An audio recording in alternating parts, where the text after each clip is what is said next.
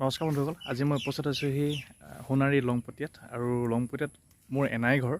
আৰু আজি এনাই ঘৰলৈ আহিলোঁ গৰম বন্ধ দিয়াৰ বাবে।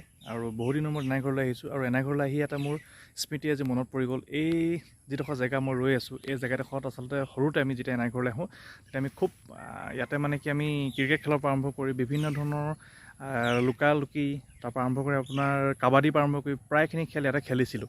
কিন্তু ইয়াত আৰু এটা স্মৃতি জড়িত হৈ আছে। আমি যেতিয়া গৰমৰ বন্ধত ইয়ালৈ আহোঁ তেতিয়া এজোপা গছ আছিলে আৰু এই গছজোপা মই দেখাই দিছোঁ। এইজোপা এইটো ক'লা ক'লা গুটি লাগি আছে, চবে দেখিছে। আৰু এই গছজোপা হ'ল আপোনাৰ হেলেচ গছ। হেলেচ গছ কোনে কোনে চিনি পায় মই নাজানো, কিন্তু মই আপোনালোকক দেখাই দিম বুলি ভাবিলোঁ। এইজোপা হ'ল হেলেচ গছ।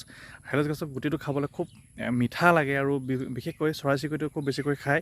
আৰু বৰ্তমান সময়ত এই গছজোপা প্ৰায় নেদেখা হৈ গৈছে আৰু ময়ো প্ৰায় বিচাৰি ফুৰিছিলোঁ এই গছজোপা বহুত দিনৰ পৰা, কিয়নো এই গুটিটো খাই খুব ভাল লাগে। আৰু কি কৰে আমাৰ অসমীয়াসকলৰ এটা পৰম্পৰা, যেতিয়া আমি কৃষি ক্ষেত্ৰত আগবাঢ়ি যাওঁ বা যেতিয়া আমি ধানৰ ৰোৱা গুচি লোৱা বুলি কওঁ, সেই ৰোৱা গুচি লোৱাৰ সময়ত ইয়াৰ হেলেচৰ গুটি দিয়া হয়। যেতিয়া আমি মানে প্ৰথমে গোজ লোৱা বুলি কয়, সেই গোজ লওঁতে কি কয় হেলেচৰ গুটি দিয়া হয়, যাতে মানে হেলেচৰ গুটি নিচিনাকৈ ঠুক ঠুককৈ যাতে আমাৰ ধানৰ ঠোক লাগে। আমাৰ এটা পৰম্পৰা আছে, সেই পৰম্পৰা অনুসৰি এই গছজোপাৰ গুটিবিলাক এনেকৈ তাত আগবঢ়াই দিয়া হয়। মানে আমাৰ নেদেখাজনক আচলতে আগবঢ়োৱা হয়। তেনেকৈ কিবা কিবি কৈও গুৰু ঘৰলৈ আগবঢ়াইছোঁ, চৰাই চিৰিকটিলৈ আগবঢ়াইছোঁ, ঈশ্বৰলৈ আগবঢ়াইছোঁ, আৰু নিজৰ যাতে ভঁৰাল নদন বদন হৈ উঠে। সেই ঠিক তেনেকৈয়ে এই গুটিবোৰ খাবলৈও খুব সোৱাদ লগা, আৰু মই আপোনালোকক খুব ধুনীয়াকৈ দেখাই দিছোঁ। এইজোপা চাওক, হেলেচ গছৰ গুটি আৰু খাবলৈ খুব সোৱাদ লগা।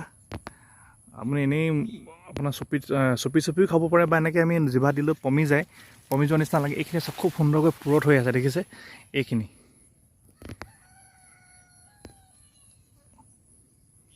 দেখিছে, এইটো হেলেচ গছৰ গুটি হয়।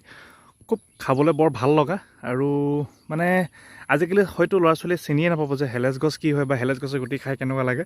তো বন্ধুসকল, মই আজি আপোনালোকক দেখাই দিবৰ কাৰণে এই ভিডিঅ'টো বনালোঁ। যদি ভাল লাগে লাইক কমেণ্ট শ্বেয়াৰ কৰি দিব। ধন্যবাদ।